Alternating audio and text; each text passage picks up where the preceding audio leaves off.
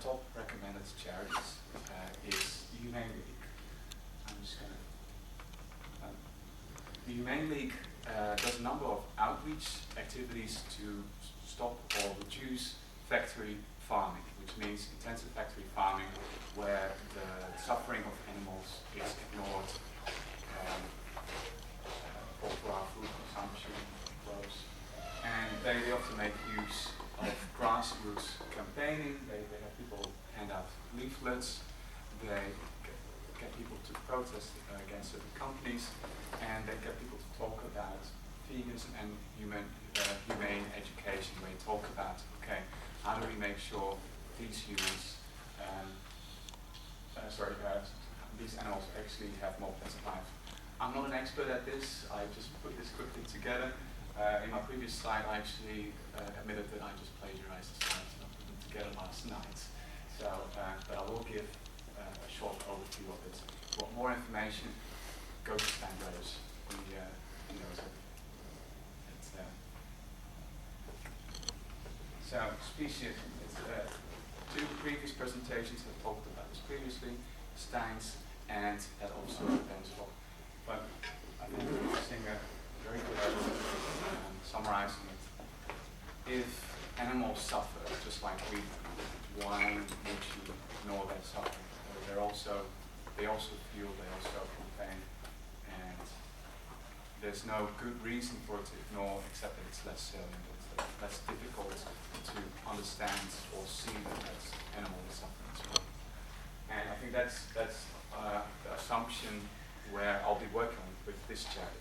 It's the assumption that animal suffering counts as well. Maybe not as much. Maybe animals in general, their lives don't matter as much as humans. I think that we can make arguments that they're different in some ways to humans. I think we can all admit to that. But that their lives do have value because they do suffer. They do have their own preferences, and we should not ignore them. And perhaps because so many people ignore them, this might actually be a very interesting charity to look at. So, something I want to just give a quick recap on. Charitable giving, a lot of charitable giving being done by private people. I think we might talk quickly about it. Gates Foundation, these are the US donations. Gates donation is a tiny sliver over there of the pie, and it's like €3 out of the 3 billion out of so many hundred billions. And that gives an impression like there is actually a lot of private giving being done by individuals, so it matters. Like if there's other people that are going to think critically, and some people do, but many people don't actually think critically about where to give the money. You don't even have to donate to our charities, but it's good to think why do you donate? What's the reason? Do you actually care about the impact you're making? Are you analyzing the charities? Are you comparing them? So I'm going to do a comparison over here. This is from Animal Charity Evaluators, which, as I mentioned, is the counterpart of GiveWell. It's a charity evaluator for animal charities. And if you look at this, on the left side you see a number of animals killed or used. If you look at the grey diagram, you see all of that there is farm animals being killed or used. It's huge. Like you can see like a tiny little square over there for lab research on animals, rabbits and rats, shelters, clothing. Yeah, you can see a tiny red sliver over there. So this is huge. This is the biggest problem in terms of how we deal with animals. If you look on the right side, you can see how charitable giving is actually done in the US. I think this is the US, but I think it's reflected in some ways to how it's done in other Western societies. So you see that more than half, a large majority, is given to animal shelters, which is really not viewable over there. And it's a noble cause, but you wonder, okay, there's this huge problem of the grey area, but the money is going all the way to the green area. So I'm sure those animals are being cared up, shelters are being cared up quite well. They're given proper care to some extent, but the farm animals are largely ignored in terms of the money raised for them. And then you've got other, which is difficult because there's all kinds of charities doing all combinations of things. And then you see like a tiny rectangle over there for Greg. Well, you see discrepancy there. And I think that's the point. If you're going to donate, I think it's important to think critically how you're going to donate your money. And that's what I'm going to argue for here. The Humane League, what they want to do, reduce suffering as many people, for as many animals as possible. At the moment, I think that looking at the top two animals, aquatic animals, that do a lot of that with intensive factory farming, with animals being put into cages in short areas, not being cared after properly. How do they achieve this? Corporate campaigns, as I mentioned, they've talked to IKEA, Starbucks, trying to make them do cage-free eggs, stuff like that. How do they check if what they're actually doing works? They've got the Humane League labs, which does actually quite intensive scientific research, checking if stuff works, which I think is good. So I'm calling this a guesstimate. This is from the website of Animal Charity Evaluators, who actually recommend the Humane League.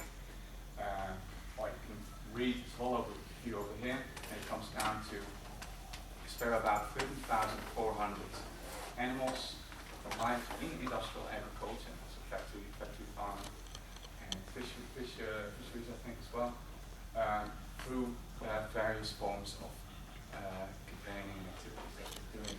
So for $1,000 you get 13,400 animals. This is why I'm calling it a guesstimate. I think Animal Charity Evaluators is less rigorous than GiveWell. GiveWell is the golden standard. GiveWell also has more studies to base their conclusions on.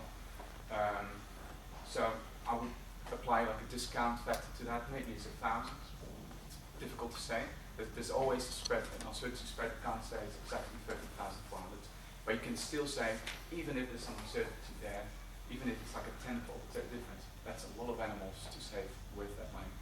And with saving, I mean those animals don't need to live those lives in captivity and suffering. So these are some corporate campaigns: Cheesecake Factory, milk and egg, obviously. These great cheesecakes, which make people fat, but they're trying to change that with IKEA. There's a lot about eggs because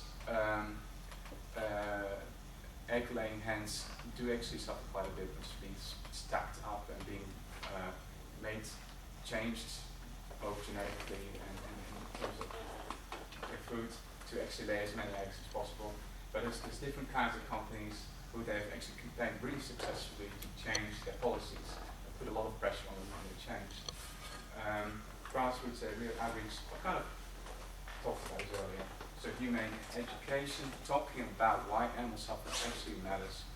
Leafleting, they've done some studies, the Humane League as well as the Animal Charity Evaluators, that is effective. There's some doubts about it, but there's a way to get people to think about veganism, vegetarianism, or at least reducing their meat intake, which is both healthy for them, the environment, and much better for these animals.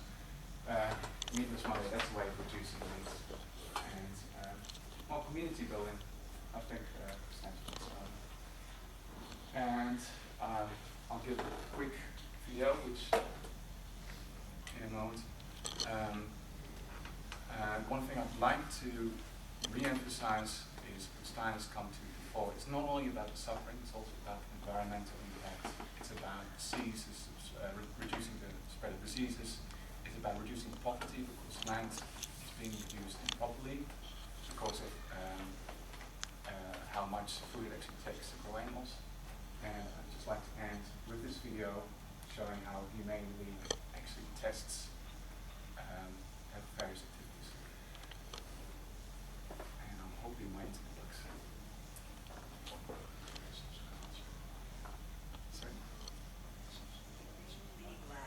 And why do we do this sort of work that we do? Vegan advocacy organizations care about farm animals, and they want to protect them from the cruelty of farms.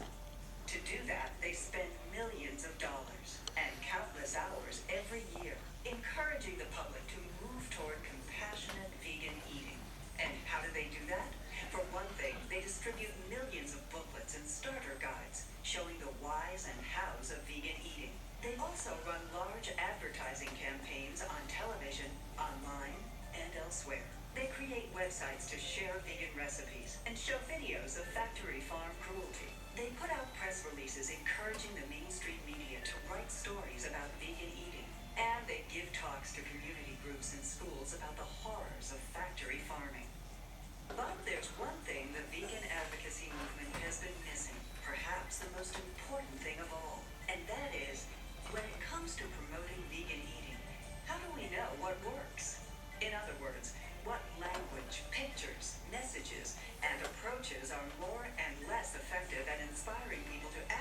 change their diet, and actually spare farm animals.